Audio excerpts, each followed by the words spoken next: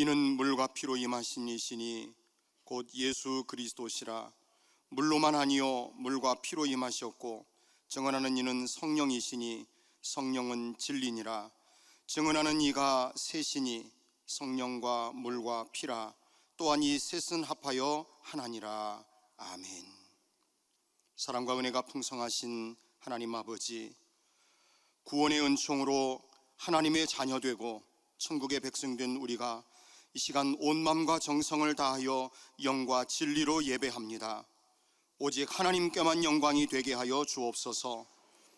예배를 통하여 하늘의 신령한 은혜와 땅의 기름진 복을 풍성하게 내려 주옵소서.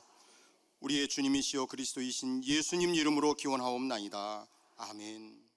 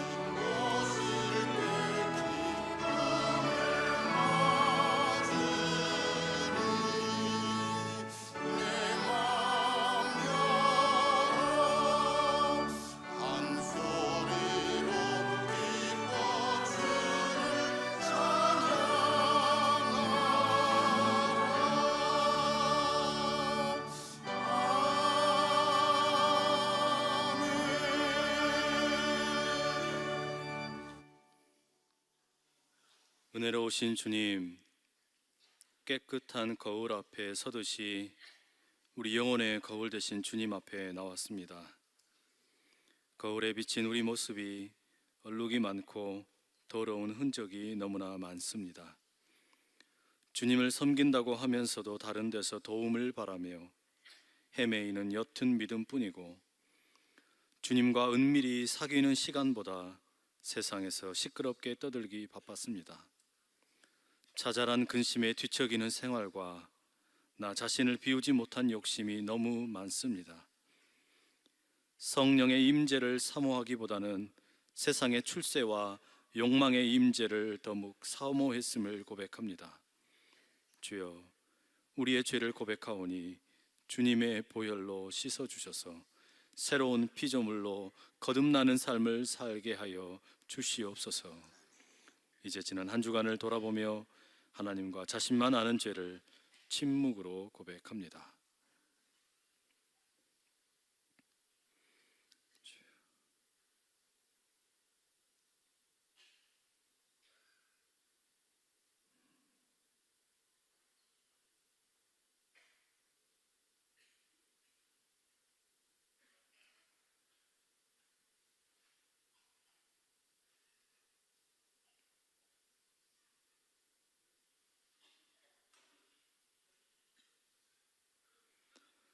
온 마음을 다해 참회하는 자들에게 주시는 용서의 말씀이 여기 있습니다. 동이 서에서 먼 것 같이 우리의 죄과를 우리에게서 멀리 옮기셨으며 아버지가 자식을 긍휼히 여김같이 여호와께서는 자기를 경외하는 자를 긍휼히 여기시느니라. 이 말씀에 의지하여 전심으로 참회하는 우리 모두의 죄가 깨끗이 사하여졌음을 담대히 선언합니다. 아멘. 나는 전능하신 아버지 하나님 천지의 창조주를 믿습니다. 나는 그의 유일하신 아들 우리 주 예수 그리스도를 믿습니다. 그는 성령으로 잉태되어 동정녀 마리아에게서 나시고 본디오 빌라도에게 고난을 받아 십자가에 못 박혀 죽으시고 장사된 지 사흘 만에 죽은 자 가운데서 다시 살아나셨으며 하늘에 오르시어 전능하신 아버지 하나님 우편에 앉아 계시다가 거기로부터 살아있는 자와 죽은 자를 심판하러 오십니다. 나는 성령을 믿으며 거룩한 공교회와 성도의 교제와 죄를 용서받는 것과 몸의 부활과 영생을 믿습니다. 아멘.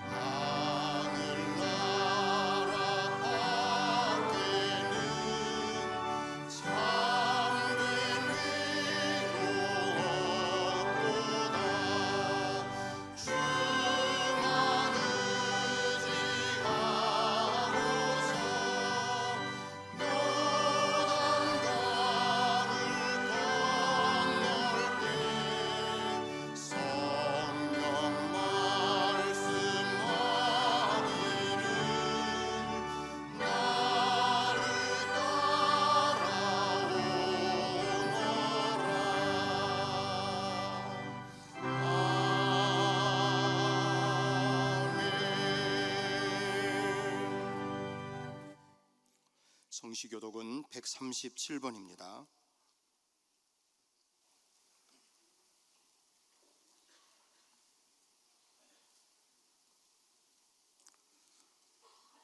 예수께서 세례를 받으시고 곧 물에서 올라오실새 하늘이 열리고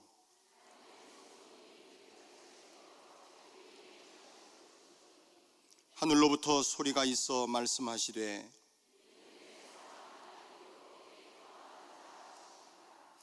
그러므로 너희는 가서 모든 족속을 제자로 삼아 아버지와 아들과 성령의 이름으로 세례를 베풀고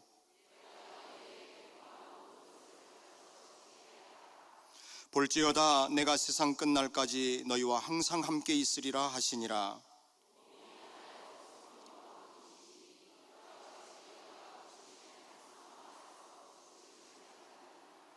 주도 한 분이시요 믿음도 하나요 세례도 하나요 하나님도 한 분이시니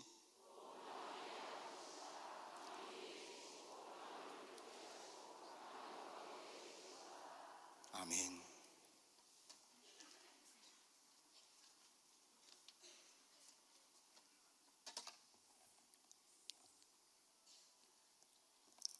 살아 움직이는 말씀을 통하여 역사하시는 하나님 아버지, 주님의 은혜 가운데 한 주간을 보내시게 하시고 복된 날 예배드리게 하시니 참으로 감사합니다.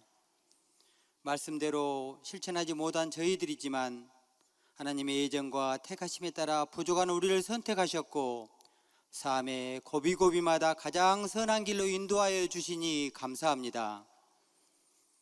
한 주간 나의 허물과 실수로 마음에 상처받은 이웃이 있다면 용서하여 주시고 기쁨과 평안이 회복되게 하여 주시옵소서. 이 시간 예배드릴 때 받은 은혜로 교회와 가정과 삶이 변화되게 하시고 천우백 교회의 사업체가 축복받고 받은 그 축복으로 봉헌받게 하여 주옵소서. 소망의 하나님, 온 성도들이 기도하며 설레임 속에서 기다렸던 허요한 목사님을 보내주셨습니다. 우리 모두 사랑하는 마음, 순종하는 마음, 섬기는 마음, 돕는 마음으로 똘똘 뭉쳐 서해안 300만 시민의 등불 역할을 할 수 있도록 도와주시옵소서. 6월 5일은 항정지 일꾼 선출합니다. 하나님의 뜻 안에서 이루어지기를 원합니다. 능력의 하나님, 성전에 오고 싶지만 병중에서 오지 못하는 성도들에게 치유와 회복의 은혜를 베풀어 주시고 슬픔 당한 가정을 위로하시며 군에 있는 자녀들과 취업 준비, 해외에 나가 있는 성도들을 지켜 주시옵소서. 추수할 일꾼이 없다고 탄식하신 하나님, 우리가 만나게 될 전도자를 먼저 찾아가 주셔서 복음을 사람은 말과 자랑이 아니라 사랑으로 기다리는 하나님의 음성을 듣게 하시고 그리스도 안에 있는 사람이 되어 하늘 생명책에 그 이름이 기록되게 하옵소서. 우리를 인도하시는 하나님 아버지, 하나님께서 사랑하시고 귀히 쓰시는 허요한 후임 목사님의 말씀을 전하실 때마다 능력과 은혜로 붙잡아 주시고 생명의 양식과 생수를 흡족히 받고 교회와 하나님 앞에 크게 쓰임받는 자녀 되길 원합니다. 부교역자님들과 장로님 가정 물질과 신령한 복을 넘치게 부어주시고 해외에 파송된 선교사님들과 본교회 출신 교육자들이 어디에서 사역하든지 성령 충만 받고 주 하나님을 기쁘게 드리며 능력으로 종으로 쓰임받기를 원합니다. 우리의 입술로 찬양 드릴 때 받기를 기뻐하시는 하나님, 한마음으로 준비한 할렐루야 찬양대의 찬양을 듣고 성도들의 영혼을 일깨워주며 하나님께만 영광 돌리길 원합니다. 25개의 기관과 각 부서 봉사하시는 성도님들의 헌신을 기억하여 주시고 축복과 은혜로 덧입혀 주시옵소서. 예수님 이름으로 기도드립니다. 아멘.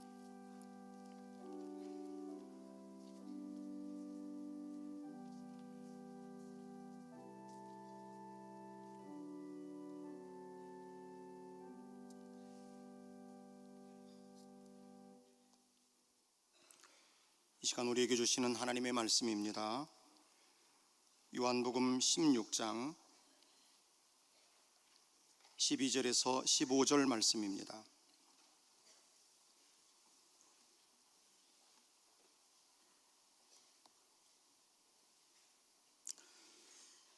내가 아직도 너희에게 이를 것이 많으나 지금은 너희가 감당하지 못하리라. 그러나 진리의 성령이 오시면 그가 너희를 모든 진리 가운데로 인도하시리니 그가 스스로 말하지 않고 오직 들은 것을 말하며 장래의 일을 너희에게 알리시리라. 그가 내 영광을 나타내리니 내 것을 가지고 너희에게 알리시겠습니다. 무릇 아버지께 있는 것은 다 내 것이라. 그러므로 내가 말하기를 그가 내 것을 가지고 너희에게 알리시리라 하였노라. 아멘. 이 말씀은 살아계신 하나님의 말씀입니다.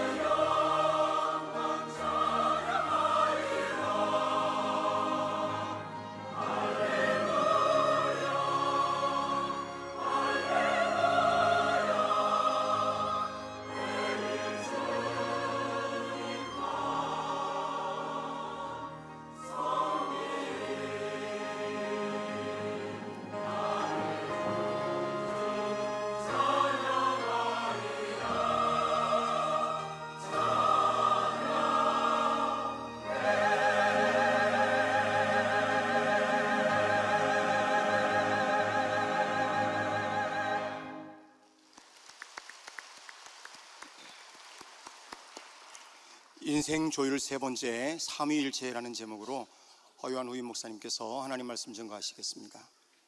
할렐루야. 지난 한 주간 다들 평안하셨습니까? 우리 5월의 네 번째 주일 예배 자리에 나오신 여러분 모두 환영하고 축복합니다. 오늘은 인생 조율 세 번째 삼위일체에 대한 이야기를 함께 나누겠습니다. 저희 교회에서는 지난 화요일 날 우리 교역자 그리고 직원들이 함께 처음으로 소방 훈련을 했습니다. 제가 교회 부임하면서 소방 훈련을 한번 하면 좋겠다 계속 말씀을 드렸고, 그렇게 준비를 해서 함께 오후 2시 30분에 본당 그 가나홀 앞에 공간에 앉아서 먼저 이론을 배웠습니다. 소화기를 어떻게 사용하는지, 또 소화전 작동법, 응급 상황 시에 119에는 어떻게 전화하고 또 비상본부에는 어떻게 연락할 건지, 이런 이야기들을 함께 나누었습니다. 그리고 난 후에는 이제 뭘 했냐면 실제로 해봐야 되잖아요. 그래서 소화기를 가지고 불도 정말로 불 피워놓고 꺼보기도 하고, 소화전을 틀어서 그 소화전을 가지고 불을 꺼보기도 하고, 또 비상 벨을 눌러보기도 하고, 실제로 불이 났음을 가정을 하면서 어떻게 성도님들을 대피시킬지 연습을 해보기도 했습니다. 이게 참 재미있었습니다. 낯설고 어색하기는 했지만 불도 피우니까 불장난하는 느낌도 있고 아주 재미있게 훈련을 한 기억이 있습니다. 그런데 이날 훈련을 진두 지휘했던 우리 직원 중에 임 집사님이 계시는데 아주 명언을 남겼어요. 뭐라 그러시냐면, 머리로 기억하는 것은 하나도 소용이 없다, 몸으로 기억을 하는 것만 기억난다, 이런 이야기를 나누었어요. 이게 정말로 그렇죠. 우리가 머리로 소화기 어떻게 사용하는지, 소화전 어떻게 사용하는지, 불나면 어떻게 해야지, 이런 거 다 잘 압니다. 그런데 그것은 실제로 불이 나고 응급 상황이 됐을 때는 쓸모가 없다는 말이에요. 왜냐하면 머리로는 알지만 몸이 따라주지를 않지요. 하지만 몸이 그 훈련을 하게 되면 실제로 그런 어려움을 만나게 됐을 때 어떻게 대피하고 어떻게 불을 끌지 몸이 본능적으로 알아서 움직인다, 이런 말이죠. 여러분, 이건 신앙생활도 마찬가지 아니겠습니까? 우리가 신앙생활을 하면서 성경에 대해서, 또 신학적인 여러 가지 내용들에 대해서, 교리에 대해서, 그걸 우리가 몸으로 알지 못하고 머리로만 알고 머릿속에만 담고 있으면 그건 진짜라고 말하기가 어렵습니다. 왜 그렇습니까? 불이 날 때 몸이 반응을 해서 불을 끌어가는 것처럼 우리의 인생의 위기를 만나게 되었을 때 우리의 몸이 직접 그 모든 신앙의 훈련을 경험을 해야 어려움을 믿음으로 이길 수 있기 때문입니다. 우리의 신앙이라는 것이 위기를 만났을 때 제대로 작동을 하려면 머릿속에 들어있는 신앙이 아니라 우리의 몸으로 훈련된 신앙이 되어야 한다라는 것이죠. 그런 점에서 저는 설교를 준비하는 설교자는 피를 흘려야 된다라고 생각을 합니다. 설교자가 설교에 피를 바르고 나오라는 이야기가 아니고요, 여기에다가 무슨 피를 질질 흐르면서 나오라는 말은 아니고, 이 설교 속에 피가 담겨 있어야 된다라는 겁니다. 첫 번째 피는 그 설교를 준비하며 혼신의 노력을 다하는, 그래서 피 흘리는 것 같은 그런 노력이라면, 두 번째 피는 좀 종류가 다릅니다. 우리가 전하는, 설교자가 전하는 복음이 하나님의 말씀이 되어서 청중들의 삶에 들려지려면 그게 추상적인 개념이나 또는 그저 저기 멀리 있는 이야기가 아니라 우리의 삶에 실제로 다가오는 이야기가 되어야 한다는 것이죠. 그런 의미에서 피를 흘려야 된다는 말이죠. 그래야만 복음이 사람 냄새가 나고 우리의 삶 속에 실제로 살아 움직이게 된다는 것이죠. 예수님께서 우리처럼 몸을 입으시고 똑같은 몸을 입으신 채 이 땅에 거하시며 복음 그 자체가 되셨던 것처럼 이 말씀도 그렇게 사람 냄새가 나야 진짜 말씀이 된다라는 겁니다. 그런데 오늘 설교가 그런 점에서 보면 상당히 좀 어려운 시도인지도 모르겠습니다. 왜냐하면 오늘은 우리가 삼위일체 주일, 이런 삼위일체에 대한 이야기를 좀 나누려고 하기 때문입니다. 우리가 지난주에 성령 강림절을 보냈지요. 성령 강림절은 예수님의 부활절을 지킨 이후에 50일을 지나서 성령 강림절을 보내게 됩니다. 그리고 성령 강림절 이후 그 다음 주가 삼위일체 주일, 이렇게 불리우는 날입니다. 그런데 이게 왜 어렵냐? 삼위일체라는 말 자체가 너무 어렵습니다. 이게 하나님의 존재 양식을 표현하는 것인데, 이게 일반 성도는 물론이고 목사님들도 쉽사리 설명하지를 못합니다. 이걸 잘못 설명하면 맨날 이단이라고 낙인 찍히기 쉽습니다. 심지어 이단의 하나인 여호와의 증인은 성경 속 어디에도 삼위일체라는 말이 없다고, 그래서 그건 진리가 아니라고 주장하기도 합니다. 이처럼 삼위일체에 대한 이야기는 꺼내기가 좀 조심스럽습니다. 하지만 이것은 어렵다고 지나갈 수 있는 이야기도 아닙니다. 그런데 왜 삼위일체가 어렵냐? 셋이 하나라는 이 말 때문에 그렇습니다. 그러면 이것을 설명하려고 그러면 셋에서 하나로 가든지 아니면 하나에서 셋으로 가든지 이 둘 중에 하나의 길을 가야 되는데, 3을 강조하면 1을 소홀히 했다라고 비난을 하고 1을 강조하면 3을 소홀히 했다라고 비난을 합니다. 그래서 이단이 되기 쉽다는 말이에요. 게다가 앞서 말씀을 드린 것처럼 이 삼위일체라는 말이 도대체 우리의 삶에 어떤 연관이 있냐, 내 삶에 무슨 관련이 있냐, 이렇게 물으면 쉽사리 답하기가 어렵다라는 말입니다. 많은 사람들이 삼위일체 그러면 그저 할 일 없는 사람들이 논쟁을 하면서 만들어 놓은 쓸모없는 교리, 이렇게 생각한다는 말이죠. 하지만 오늘 우리는 그런 쓸모없는 교리인 삼위일체가 아니라 살아서 움직이고 오늘 우리의 삶에 너무나 귀하게 의미를 갖는 그런 삼위일체에 대한 이야기를 나누려고 합니다. 왜냐하면 우리의 신앙의 뿌리는 우리가 믿든지 믿지 않든지 삼위일체를 고백하면서 이루어지기 때문입니다. 여러분, 우리가 사도신경으로 신앙을 고백하지요. 그 사도신경을 고백할 때 나는 전능하신 아버지 하나님 천지의 창조주를 믿고, 그리고 그의 유일하신 아들 예수 그리스도를 믿고, 그리고 뒤에는 나는 성령을 믿습니다, 이렇게 표현한다는 말이에요. 그러면 하나님을, 예수님을, 성령님을 고백을 하면서 삼위일체 하나님의 신앙을 고백하는 겁니다. 이 신앙 고백은 교회의 역사 2000년 동안 지켜져 온 것이고 성경이 담고 있는 진리입니다. 그러니까 따로따로의 개별자로서의 위격이신 성부 하나님, 또 예수님, 성령님 각각이 어떤 분인지를 아는 것도 중요하지만 이 세 분이 하나가 되어서 삼위일체로 계신다는 거, 이게 도대체 어떤 의미인지 이거를 아는 것 또한 중요하다라고 말할 수 있겠습니다.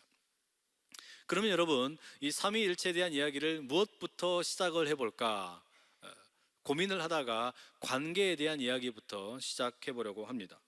삼위일체라는 말은 하나님의, 이 삼위로 계시는 하나님의 관계, 그분들의 어떤 존재의 양식을 보여주기 때문입니다. 이걸 전문 용어로는 페리코레시스라고 부릅니다. 그런데 삼위일체는 그러면 관계냐? 그러면은 많은 사람들이 뭐 그게 특별한 게 없네, 아무것도 별로 좋을 게 없네, 이렇게 생각하실지 모르겠습니다. 너무 진부하고 또 재미없고 별다른 의미가 없다라고 생각하실지 모릅니다. 하지만 삼위일체의 관계, 삼위일체가 말해주는 관계는 우리의 삶의 진정한 관계가 무엇인지를 보여주는 일종의 롤 모델이 됩니다. 때문에 삼위일체의 관계, 그분들이 가지고 계신 그 관계가 어떤 것인지 오늘 우리가 함께 배워볼 수 있는 귀한 시간 되기를 축복합니다. 삼위일체가 보여주는 관계가 무엇이 특별한가? 그 출발을 우리는 어떻게 우리가 어떤 새로운 것을 배우고 익히는가, 또 가르치는가, 여기에서부터 나누어 보려고 합니다. 여러분, 우리가 어떤 자연에 있는 새로운 것을 발견을 했을 때, 또는 어떤 새로운 사물을 누군가에게 설명하거나 또는 배움을 하게 될 때 우리가 가장 많이 사용하는 방법이 뭐냐? 비교 또는 대조라는 겁니다. 이를테면 이런 거죠. 예와 아니요, 위와 아래, 뜨거움과 차가움, 보수와 진보, 검정과 하얀, 좋은 것과 나쁜 것, 남과 여, 맛있는 것과 맛없는 것, 예쁨과 미움, 또 넓음과 좁음, 큼, 그리고 작음, 이런 것들을, 이런 대칭을 이루어져 있는 이런 이 쌍을 통해서 우리는 새로운 것을 비교하게 되고 익히게 됩니다. 아, 저것은 이것보다는 더 크다. 아, 이것은 저것보다 더 작다. 아, 이것은 저것보다 더 맛있다. 우리는 이렇게 배운다라는 말이에요. 그래서 이 아니오를 통해서 예를 배우고, 위와 비교하면서 아래를 배우고, 뜨거운 것과 비교하여 차가운 것을 배우게 됩니다. 좋은 것과 비교해서 나쁜 것을 배우고 옳은 것을 통해 틀린 것을 배우게 됩니다. 이처럼 비교를 통해서 우리는 자연스럽게 배우고 익히고 또한 가르치게 됩니다. 이건 참 훌륭한 배움의 도구이죠. 그런데 이 비교라는 것이 새로운 자연 또는 사물을 배우고 익히는 데는 유익한데 이것을 사람 관계에 적용시키게 되면 문제가 생깁니다. 내가 누구냐? 내가 누구인지를 알고 싶어서 다른 사람들과 비교하는 거, 우리는 그때 어떤 일을 겪게 됩니까? 나는 저 사람보다 높다 혹은 낮다라고 우리의 수준을 자리매김하게 된다라는 말이죠. 이런 식으로 내가 누구인지를 다른 사람과 비교하면서 자리매김을 하게 되면 어떤 일이 생기냐? 나는 맞고 너는 틀리고, 나는 좋고 너는 나쁘고, 너는 작고 나는 크고, 나는 검고 너는 희고, 나는 부자고 너는 가난하고, 이런 식의 비교를 통해 내가 누구인지 너는 누구인지 우리는 정의를 내린다라는 말이에요. 그런데 이렇게 우리가 사람을 서로 비교하게 되면 반드시 따라오는 게 뭐냐면 차별과 권력이라는 것입니다. 사람이 나보다 더 낮은 것 같으면 내가 더 힘이 있다, 권력이 있다라고 느끼게 되고, 또 상대방을 차별하게 되고, 내가 상대방보다 더 낫다라고 생각하게 되면 그 밑에 들어가서 깨갱하게 된다라는 말이에요. 우리가 새로운 사물이나 자연을 배울 때에는 비교라는 것이 참 좋은 유익한 도구인데, 내가 누구인지 또 사람들과의 관계를 비교하게 되면 이게 참 어려운 문제를 만나게 됩니다. 그렇기 때문에 한자로 우리가 비교한다 또 견준다라는 의미에서 한자 비를 어떻게 씁니까? 화면에 보시면 비교할 비 또는 견줄 비가 저렇게 쓰여 있습니다. 이 글자의 의미를 한자 사전에 찾아보시게 되면 상형 문자로 두 사람이 나란히 서 있는 것을 비교하는 모양 이렇게 되어 있습니다. 그런데 저는 그런 해석보다 다른 어떤 이가 해석했던 모양을 따르고 싶습니다. 이분이 뭐라고 이야기했냐면 이 비교할 비는 칼을 두 개 합쳐 놓은 것이다 라고 말합니다. 화면을 한번 보시죠. 이 비교할 비, 견줄 비는 칼 비자 두 개를 합쳐 놓은 게 비교할 비라는 거예요. 이게 무슨 의미예요? 비교한다라는 것은 날카롭고 예리한 단도 두 개를 합쳐 놓은 거라는 것이죠. 그러니 여러분, 사람이 서로를 비교하게 되면 반드시 무슨 일이 생기냐? 두 개의 칼을 가지고 나도 찌르고 상대방도 찌른다는 거예요. 우리가 사람을 비교할 때 무슨 일이 생기는 거냐면 결국은 두 사람이 다 함께 해치게 된다라는 말이죠. 사물을 서로 비교할 때는 괜찮은데 사람이 자신을 타인과 비교하게 되면 나도 찌르고 타인도 찌른다 이 말입니다. 이게 칼로 서로를 찌르는 것이 비교라는 거죠. 내가 누구인지 확인하기 위해 남과 비교해서 우월하다고 생각하면 어떻게 됩니까? 교만해져 가지고 상대방에 대해서 업신여기고 상대방을 핍박합니다. 그래서 상대방을 찌릅니다. 그런데 그 교만함이 결국은 자기 자신을 또한 망하게 만드는 거예요. 내가 다른 사람과 비교해 봤더니 더 낫더라, 열등하더라. 그러면 또 어떻게 됩니까? 자기 스스로를 공격을 하고 비하하면서 스스로를 찌릅니다. 그러면서 함께 망한다 이 말이죠. 얼마 전에 서울의 강남에서 한 여성을 묻지마 잔인하게 살인한 그런 남성의 살인이 있었습니다. 또 얼마 전에는 안산의 대부도에서 어떤 하나의 시신이 발견되는데 위와 아래가 분리된 채 발견된 일도 있었죠. 또 최근에 대구에서는 회사의 사장을 직원이 잔인하게 살해하는 일들도 있었습니다. 여러분, 왜 이렇게 잔인한 살인의 일들, 안타까운 강력 범죄가 일어나는 걸까요? 그 이유가 복잡하다면 대단히 복잡할 테지만 그 이면을 들여다보면 사실은 간단합니다. 대부분 다 관계의 문제 아닙니까? 관계가 깨어진 거죠. 그 관계의 문제라는 게 어디에서 생겨나느냐? 서로 비교하고 대조하다가 네가 낫다 내가 낫다 그러다가 싸움이 붙어서 비난과 폭력으로 점철되어 버리는 겁니다.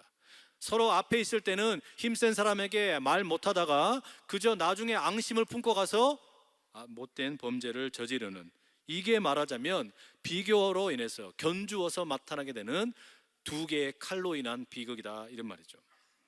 아담과 하와가 창세기에 보시게 되면 선악을 알게 하는 나무에 그 열매를 먹게 됩니다. 그런데 이 열매를 먹고 난 다음에 어떤 일이 생깁니까?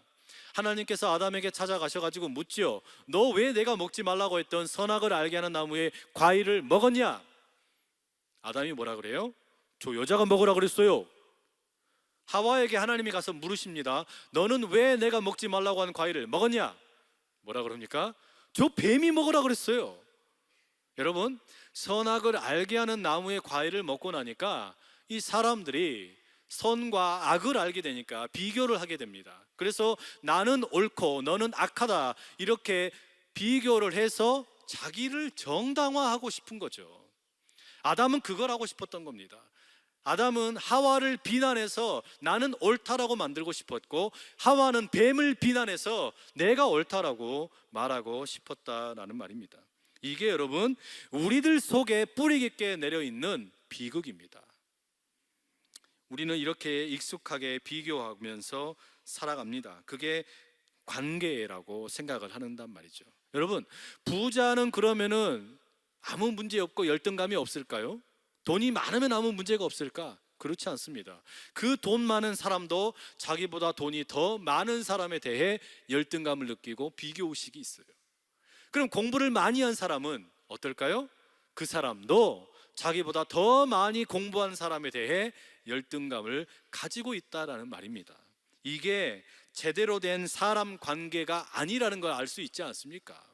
사람들의 관계라는 것이 이렇게 비교에 의해서 이루어지게 되면 그 관계라는 것은 너무나 삭막하고 그저 황량하기 그지 없습니다. 그런데 삼위일체 하나님의 관계는 다릅니다.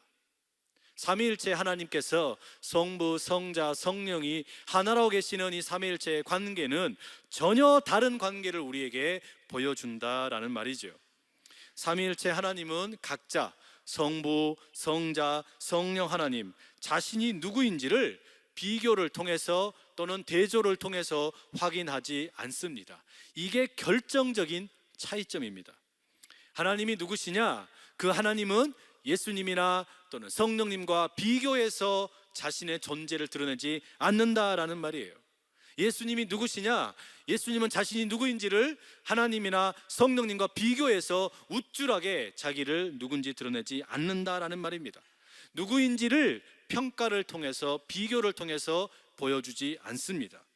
성부가 성자보다 낫다, 또는 성자가 성령보다 낫다, 성령이 성부보다 낫다, 이런 비교가 없습니다. 우리는 성부 하나님을 성자 예수님이 아닌 분 또는 성령이 아닌 분이라고 배우지 않습니다. 또 성자 예수님은 성부 하나님이 아닌 분, 성령님이 아닌 분으로 배우지를 않는다라는 말이에요. 그렇다면 성경에서는 이 삼위일체 하나님을 뭐라고 말하고 계십니까? 오늘 우리가 함께 읽었던 12절 말씀 한번 보십시오. 내가 아직도 너희에게 이를 것이 많으나 지금은 너희가 감당하지 못하리라. 예수님께서 이 말씀을 하신 배경은 마지막으로 들려주시는 설교입니다. 고별 설교이죠. 그런데 예수님이 아직도 하실 말씀이 많이 있으신 거예요. 가르치고 싶으신 내용이 많으신 겁니다. 그런데 뭐라 그러시냐? 아직 제자 여러분들이 준비가 되어 있지 않다. 그렇기 때문에 내가 다 말하지 않겠다. 그리고 이어지는 13절의 말씀 함께 읽어볼까요? 함께 읽습니다. 시작. 그러나 진리의 성령이 오시면 그가 너희를 모든 진리 가운데로 인도하시리니 그가 스스로 말하지 않고 오직 들은 것을 말하며 장래의 일을 너희에게 알리시리라. 여러분, 이건 대단히 의미 있는 말씀이죠. 예수님께서 지금 제자들에게 충분히 말씀을 하지 못하십니다. 안 하십니다. 왜냐? 제자들이 이해할 수 없기 때문입니다. 그런데 예수님은 그 모든 것을 누구에게 맡기시냐면 성령님께 맡기신다는 겁니다. 성령님께 자신의 사역을 의탁하시고 의존하신다, 이런 말이에요. 왜 이게 가능하냐? 철저하게 신뢰하고 믿기 때문에 가능하다, 이 말이죠. 믿어주기 때문에 이게 가능한 겁니다. 예수님이 누구이신지 앞으로 알고 싶으면 성령을 통해서 알게 될 거라는 겁니다. 성령께서 훨씬 더 깊은 의미로 가르쳐 주실 거라는 거예요. 그런데 게다가 성령께서는 또한 자기 스스로 어떤 자기 생각을 말하는 것이 아니라 예수님의 이야기를 들려주실 거라는 겁니다. 자기의 이야기를 하는 것이 아니라 성령께서는 오직 들은 것만은 말씀하게 되실 거라는 거예요. 이처럼 예수님은 성령님에게 완전히 자신의 사역을 맡기시고, 성령님은 자기 스스로 자기의 생각을 말하는 것이 아니라 오직 들은 것, 성부, 성자, 하나님과 예수님으로부터 들은 것을 제자들에게 알려주시게 된다라는 겁니다. 그러니 이 두 분의 관계가 얼마나 서로 깊이 밀착되어 있는지 알 수가 있지요. 이어지는 15절 말씀도 한번 같이 읽어볼까요? 15절입니다. 시작. 무릇 아버지께 있는 것은 다 내 것이라. 그러므로 내가 말하기를 그가 내 것을 가지고 너희에게 알리시리라 하였노라. 이번에는 예수님 뭐라 그러시냐? 성부 하나님과 예수님 자신의 관계에 대해서 이야기를 하시는데, 아버지에게 있는 것이 다 나에게 있다라고 말씀하세요. 아주 대범한 선언이시죠. 그게 무슨 이야기입니까? 나는 하나님의 마음과 뜻을 다 알고 있다라는 이야기예요. 하나님과 예수님이 완전히 하나다라는 말씀이에요. 그렇기 때문에 제자들에게 이렇게 이야기하시는 겁니다. 하나님과 예수님이 완전히 하나이기 때문에 예수님이 제자들에게 성령을 기다리고 성령을 의지해라. 그러므로 성령께서는 내가 아버지와 하나인 것처럼 내 이야기를 고스란히 여러분들에게 들려주실 것이다. 그러니 성부, 성자, 성령은 어떻습니까? 하나로 계시는 거예요. 하나로 계시는 얼마나 아름다운 상호 의존을 보여주시는지 모릅니다. 여러분, 우리가 지금 이 자리에 나와 있는 이유는 뭐냐면 신을 믿기 때문입니다. 우리는 모두 다 나름의 신을 가지고 살아가는 사람들이죠. 그런데 우리는 특별히 하나님을 믿는 사람들이기 때문에 이 자리에 나와 있습니다. 그런데 내가 믿는 신이 어떤 분인지를 알면 그 사람의 삶이 달라져야 정상이 아니겠습니까? 보십시오. 그리스와 로마의 신들을 믿었던 사람들, 그런데 그 그리스와 로마의 신들은 어떤 신이었습니까? 전쟁과 갈등과 싸움과 다툼을 하던 신들이었습니다. 사람들처럼 서로 미워하고 전쟁을 합니다. 그러니 이 신들에게는 언제나 전쟁이 있고 계급이 있고 서열이라는 것이 있었습니다. 이런 신들을 믿는 사람들은 그렇게 살 수밖에 없어요.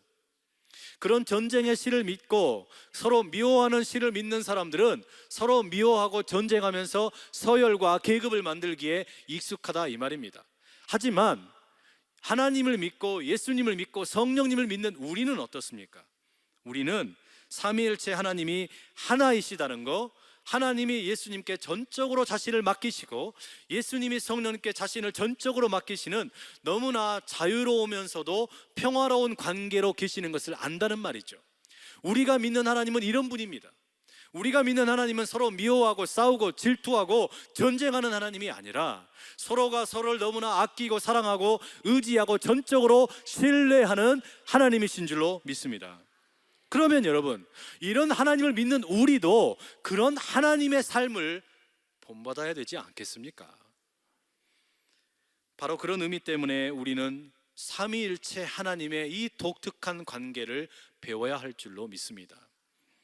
요한복음의 이 16장의 본문에 앞서서 요한복음 14장 8절에 제자 빌립이 예수님께 이렇게 묻습니다. 주여, 아버지를 우리에게 보여 주옵소서. 그리하면 족하겠나이다.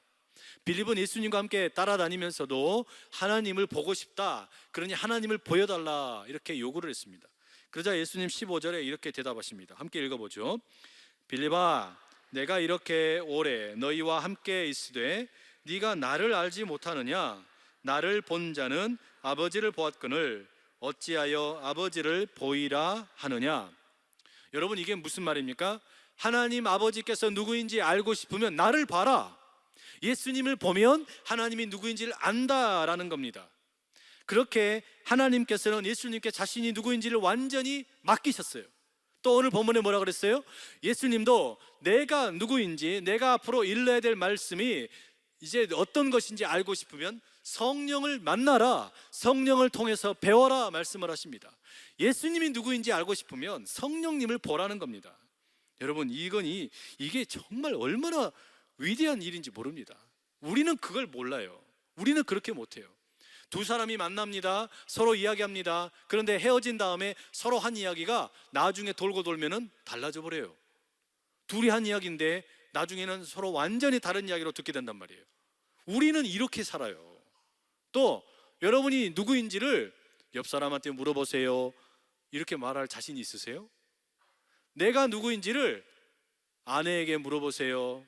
내가 누구인지를 우리 자녀에게 물어보세요. 내가 누구인지 옆에 있는 우리 성도님들께 물어보세요. 여러분 그렇게 말할 자신 있으십니까? 그런데 그걸 하나님께서는 우리에게 요구하시는 줄로 믿습니다. 이 독특한 상호 의존 관계, 삼위일체로 계신 하나님의 이 관계는 세상 어디에서도 배울 수 없는 위대한 만남의 아름다움이라는 말이에요. 이토록 아름다운 이 삼위일체 관계를 제자들에게 말씀해 주신 예수님께서 이어지는 요한복음 17장에 하나님께 깊은 기도를 드리시는데 이 기도에 더 놀라운 이야기를 하십니다. 17장 11절의 말씀인데요, 우리 한번 같이 읽어보겠습니다. 시작. 나는 세상에 더 있지 아니하오나 그들은 세상에 있사옵고 나는 아버지께로 가옵나니 거룩하신 아버지여 내게 주신 아버지의 이름으로 그들을 보존하사 우리와 같이 그들도 하나가 되게 하옵소서. 그들을 지켜주시사 우리처럼 저들도 하나 되게 하여 주십시오. 우리처럼 저희들도 하나가 되게 하여 주십시오. 예수님의 기도입니다. 삼위일체 하나님, 성부, 성자, 성령 하나님이 하나이셨던 것처럼 이들을 따르는, 우리를 따르는, 하나님을 믿고 예수님을 믿고 성령을 따르는 우리들, 교회를, 제자를 하나가 되게 해달라고 우리 예수님은 지금 기도하시는 거예요. 우리가 하나 되기를 이렇게 기다리신단 말입니다. 그리고 나서 더 충격적인 기도를 21절에 하십니다. 여러분 21절의 말씀 한번 읽어보시죠.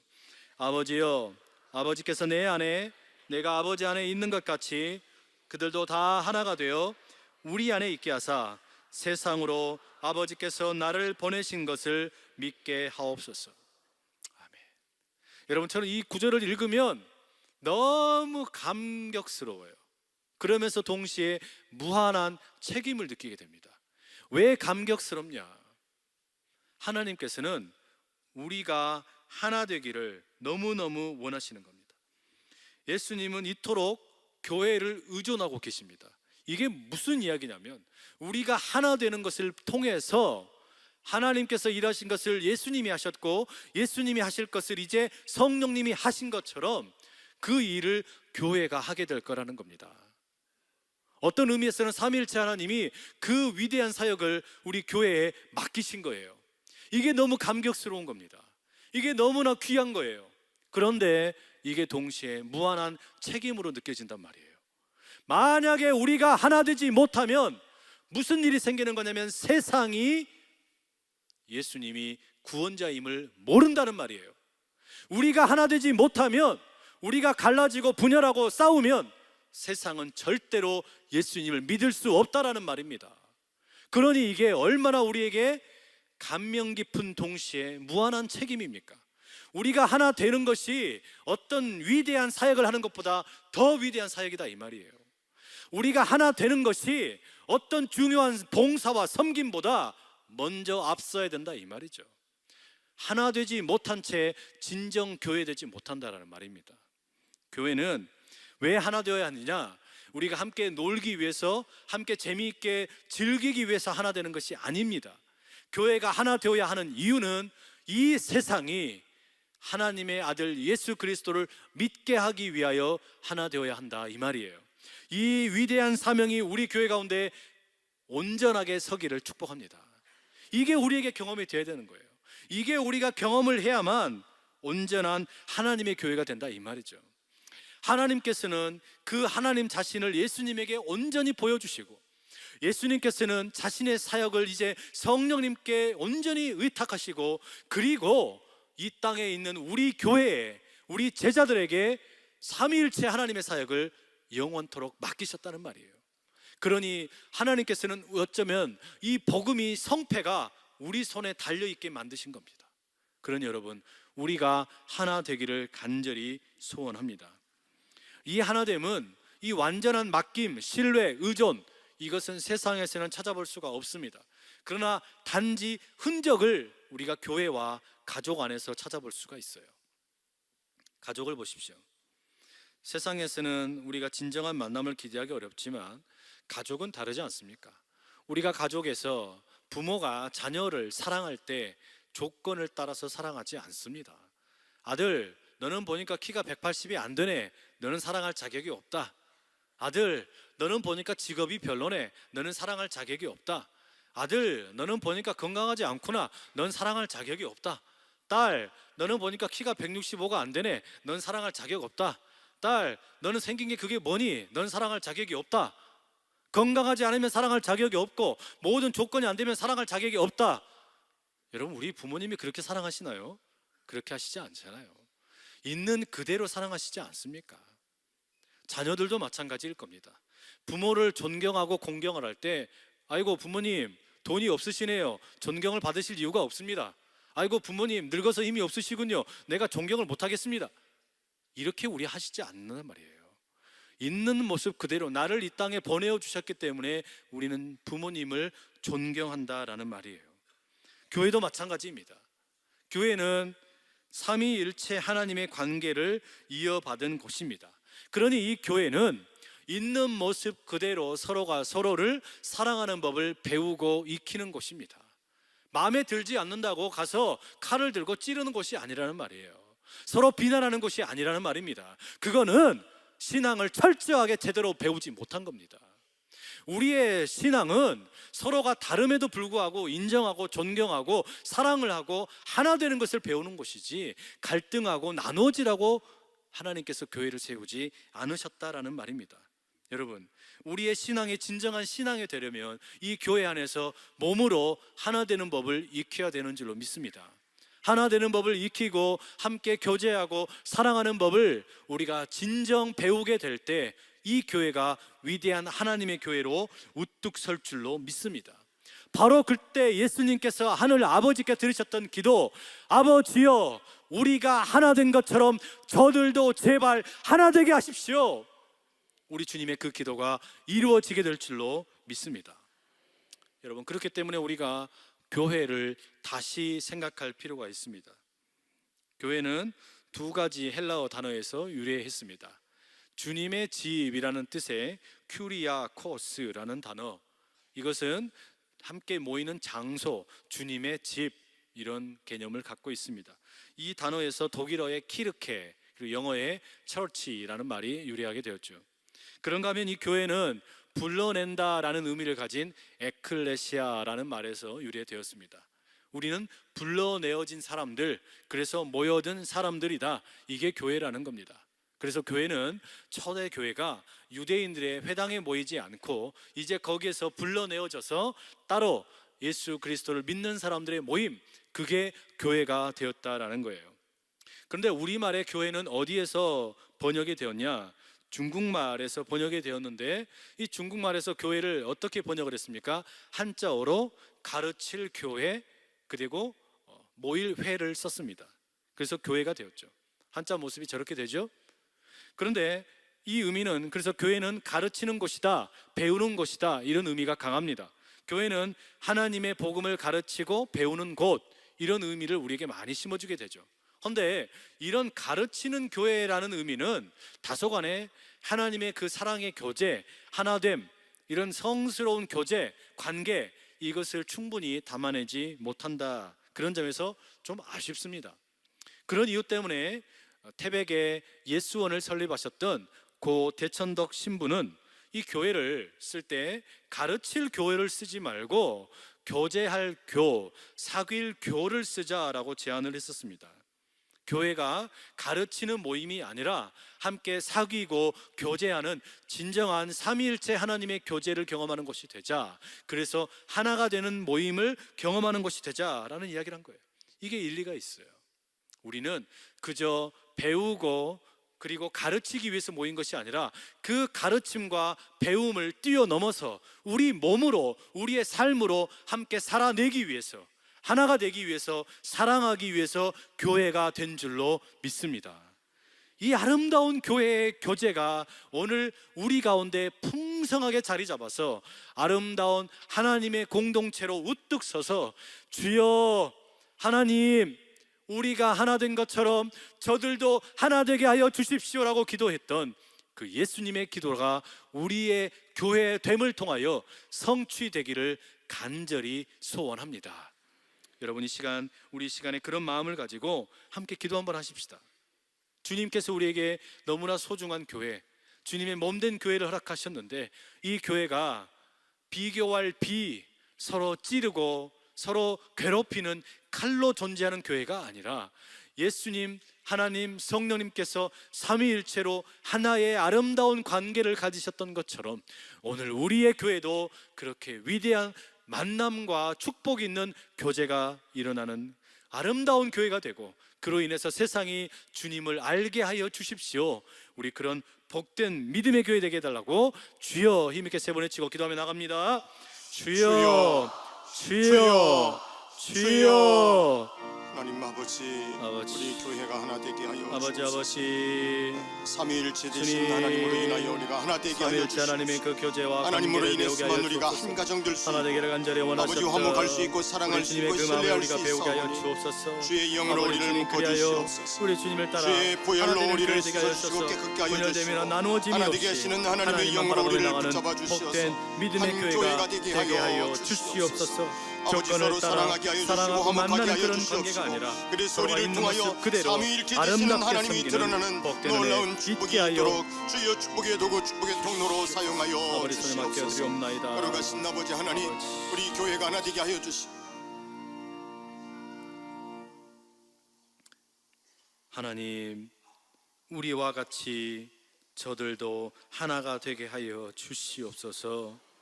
우리 주님께서 그렇게 간절히 기도하셨던 것처럼 이제 우리도 삼위일체 하나님의 그 아름다운 관계와 하나됨을 따라 인생이 조율되게 하여 주시옵소서. 서로에게 철저히 의존하고 사랑하고 믿고 신뢰하는, 그리하여 하나가 되어 이 세상이 주님을 알도록 쓰임받는 교회 같은 가족 같은 교회로 우리 모두를 세워 주시옵소서. 예수님의 이름으로 기도합니다. 아멘. 이 시간에 찬양할 분들은 친남매인데요, 피아노, 비올라 연주에 이찬우 형제가 하나님께 찬양으로 영광을 돌릴 때 준비하신 예물을 하나님께 봉헌하겠습니다.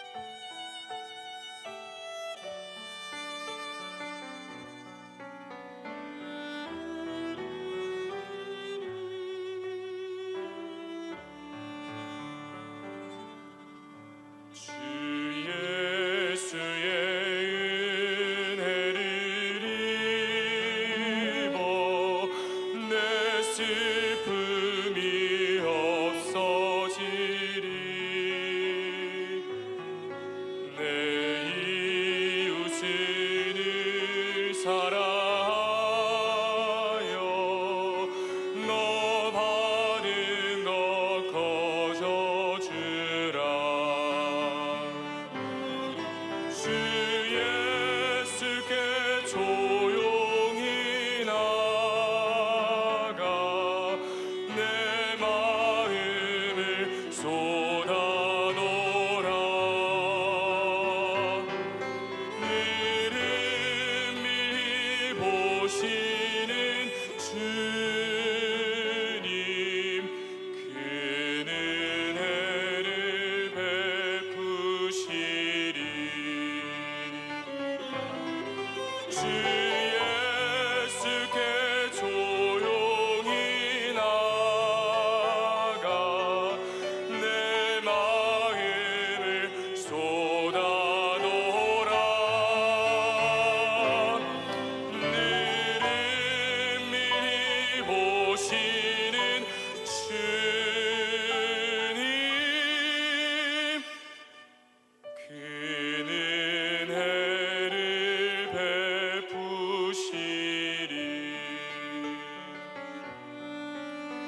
그는 은혜를 베푸시리.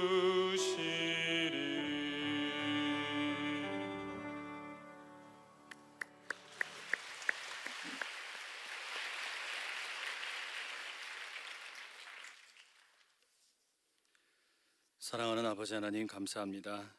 우리 인생을 조율하시는 하나님, 그 은혜에 감사하고 그 은혜에 너무나 영광을 올려드립니다. 우리는 서로 찌르기 바쁘고 우리는 서로 원망하고 그래서 관계가 깨어져서 아파하고 어려워하는 시간들이 많은데, 우리 삼위일체 하나님의 하나 되는, 서로 의지하고 신뢰하며 온전히 믿어주는 그 관계를 배우게 하여 주시옵소서. 그리하여 교회 같은 가족 되게 하여 주시고 가족 같은 교회가 되어 날마다 풍성한 하나님 은혜 가운데 거하는 우리의 모든 삶의 터전이 되게 하여 주시옵소서.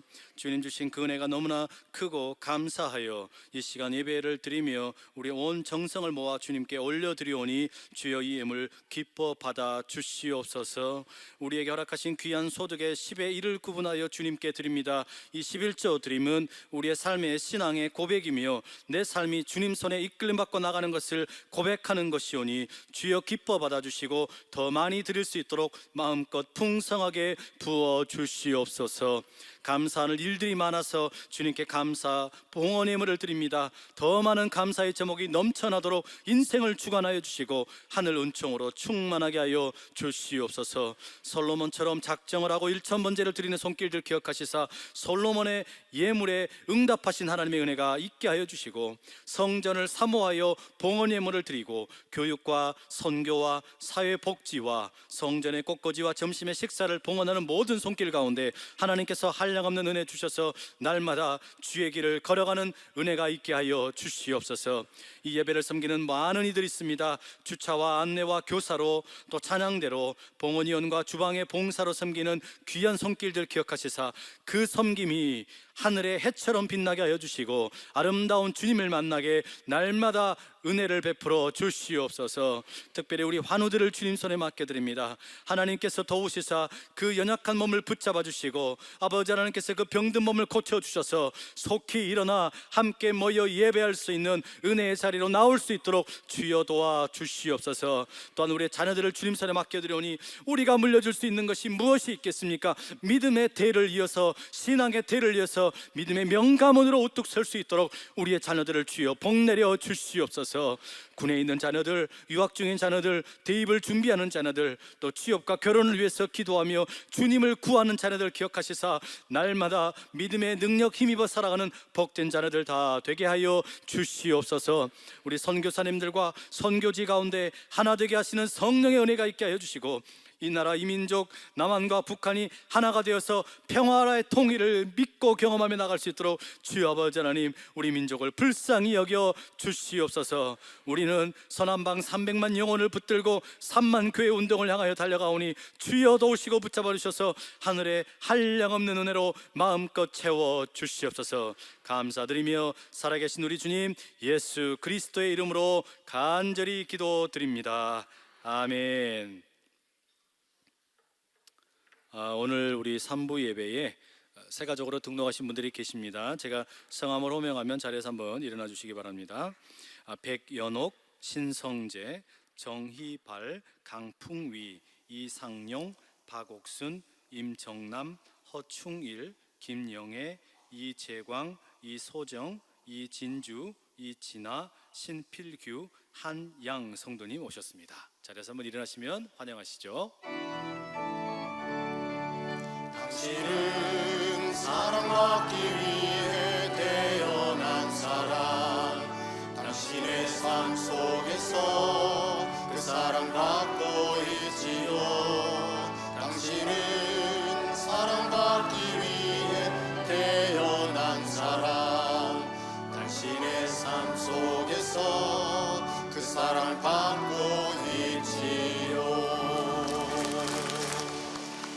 네, 환영하고 축복합니다. 우리 인생의 방황은 하나님을 만나면 끝나고 신앙의 방황은 건강한 교회를 만나면 끝나는 줄로 믿습니다. 아멘. 오늘 우리 예배에 우리 단원구 을 지역의 국회의원으로 당선되신 우리 박순자 당선인이 오셨네요. 자리에서 한번 일어나시면 우리 같이 함께 환영하겠습니다. 네.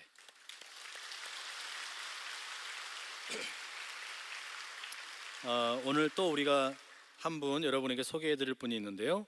우리 3부 예배에 찬양대 할렐루야 찬양대를 지휘하기 위해서 귀한 분이 초빙이 되셨습니다. 현재 이화여대에서 성악가 교수로 섬기고 계시는 우리 김상곤 안수 집사님이 오셨습니다. 한번 자리에서 일어나시면 우리 환영하며 환영합니다 하고 박수할까요? 예.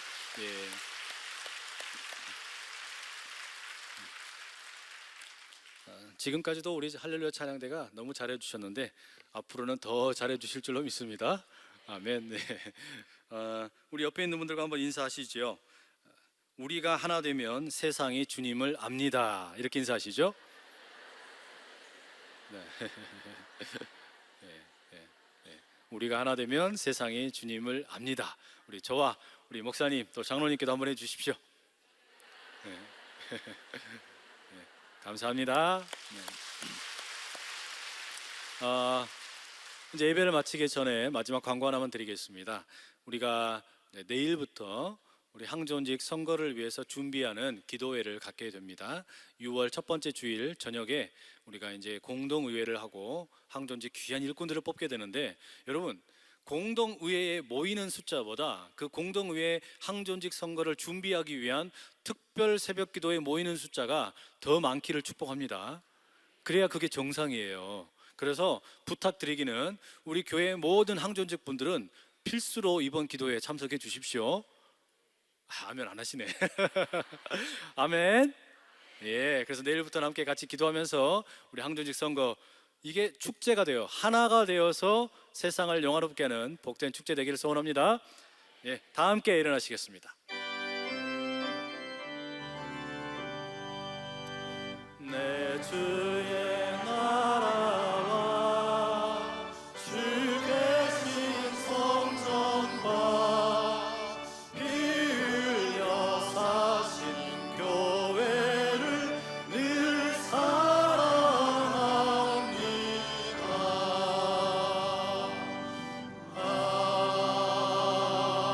아멘. 사랑하는 성도 여러분, 이제 저는 여러분을 세상 속으로 파송합니다. 여러분의 가정과 일터와 세상의 모든 관계 속으로 여러분을 보냅니다. 그곳에서 여러분이 빛과 소금이 되어 하나님의 말씀을 따라 하나 되어 이 세상이 소망을 가지고 살아갈 수 있도록, 예수 그리스도를 알 수 있도록 하나 되는 능력의 복음의 증인이 되시기를 간절히 축복합니다. 하나님 아버지 감사합니다. 오늘 우리에게 허락하신 이 귀한 말씀을 따라 우리가 하나 되어 믿음으로 하나 되어 세상이 하나님을 아는 복된 귀한 사명을 감당하는 우리 안산제일의 모든 성도들이 다 되게 하여 주시옵소서. 일터를 기억하여 주시고 그 모든 사업장을 기억하셔서 하늘에 한량없는 복으로 더하여 주시고, 특별히 우리 새가족들을 기억하셔서 하늘에 넘치는 은혜가 우리 새가족들 가운데 가득하게 하여 주시옵소서. 이제는 우리 주 예수 그리스도의 은혜와 하나님 아버지의 크고도 놀라우신 사랑과 성령님의 교통하심이, 하나님, 예수님, 성령님께서 하나로 믿고 신뢰하고 온전히 서로를 사랑하였던 것처럼 우리도 하나가 되어 세상이 그리스도 우리 주를 알게 하겠노라 그 사명 가지고 나아가기로 하지만은 여기 함께 모인 모든 예배자들 위해, 그 가정과 일터와 자녀들 위해 이제로부터 영원토록 함께 하시기를 간절히 축원하옵나이다. 아멘.